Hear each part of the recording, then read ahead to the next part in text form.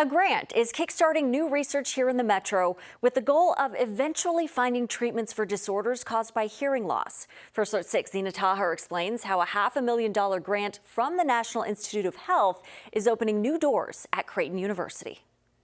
Yeah, Jacqueline, a lot of people think that hearing is a one-way street. Sound enters your ear and is processed by your brain, but it actually goes two ways. Your brain also sends signals back to the ear through the auditory efferent system. So now Creighton researchers are using the money from a new NIH grant to look into how that system works.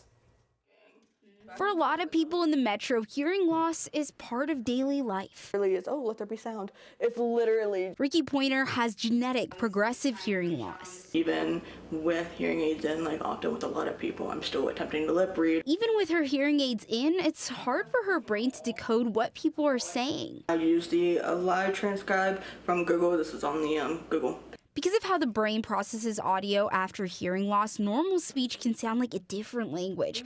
Ricky's hearing loss also led to tinnitus, a painful condition where she hears loud noises in her ear without external sound as her brain overcompensates. Yeah, it's very loud, funny enough, and very painful, definitely. A new research grant secured by Creighton University aims to get to the bottom of why people like Ricky experience these kinds of symptoms. I have tinnitus, and I have family members that experience age-related hearing loss. Hui Hong is the assistant professor at the Department of Biomedical Sciences at Creighton University. Our brain has control over our ear, and this control is important because it can dynamically adjust the sensitivity of our ear. Hong says the auditory efferent pathway is what controls that sensitivity, and that's the pathway she's researching. Perhaps we can develop a treatment by manipulating this auditory efferent system. Any treatment would take decades to develop, but Hong says this could be the first step in a longer journey to finding a treatment for Ricky's symptoms.